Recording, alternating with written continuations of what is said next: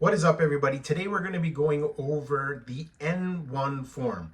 Now, if you are a real estate investor, it is very important for you to know what forms to use with your tenants, because if you don't use it correctly and in a timely manner, your case can actually be thrown out at the tribunal hearing. So it is very important to actually know your forms. And unfortunately, as a landlord, you're going to constantly have to issue these forms. This series of videos, I would like to go over the landlord tribunal forms to help you become a better real estate investor. 1, 2, 3, 4.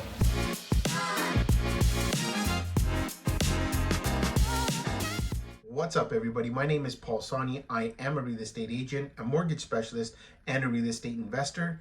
I want to be able to show you what forms are needed to help you become a better real estate investor, because if you do not arm yourself with this knowledge now, you are going to get inundated with this process. Now, many real estate investors, when they start off, usually do things on their own. So it's very important to be able to understand these forms, know how to fill them out, when to fill them out, and how to serve them.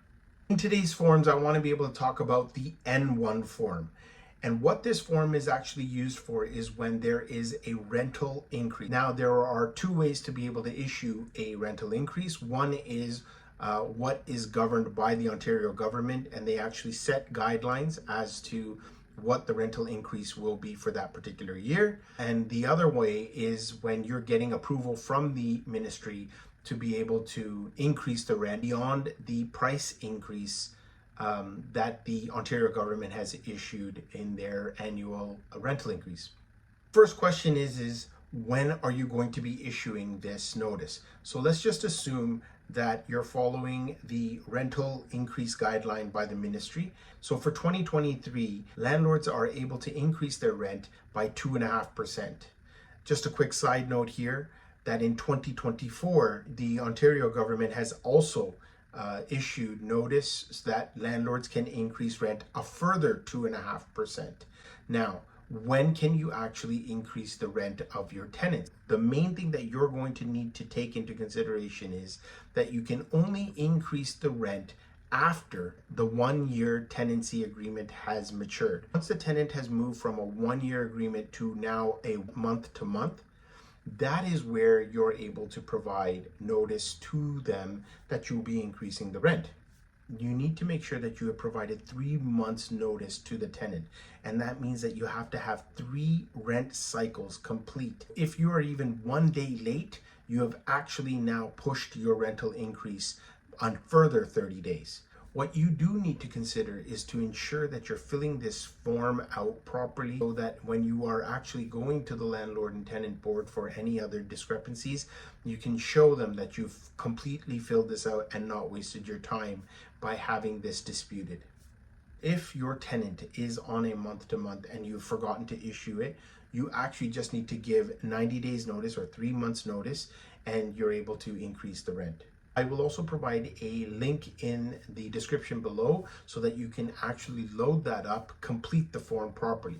Now, if we're quickly going over the steps in completing this N1 form, it's very important to include the names of all tenants that are on the lease. Same thing with the landlord's name. You need to make sure that the current landlord, if somebody has sold the property or you've recently purchased this property, then you need to ensure that your name is correctly spelled in the landlord description.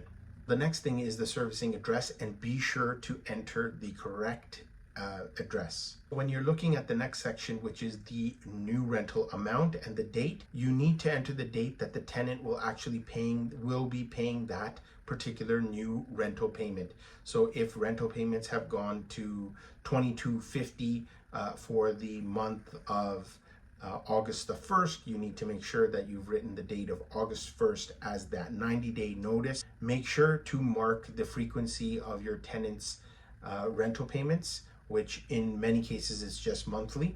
Now, there is a section that you need to mark off, which is how did you determine your rental increase? And in this case, you would do a 2.5% rental increase from the amount that you previously had set with your tenant.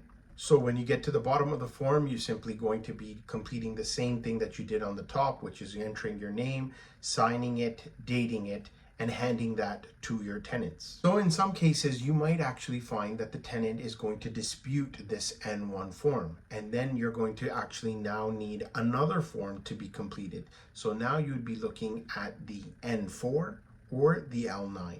Be sure to like, subscribe, and comment below if you have any questions, and I'll be happy to assist you. Also, if you are looking to get into the real estate market and want to learn a little bit more about how to get involved, be sure to contact me through my Calendly link, and we can actually book a call to discuss all things real estate.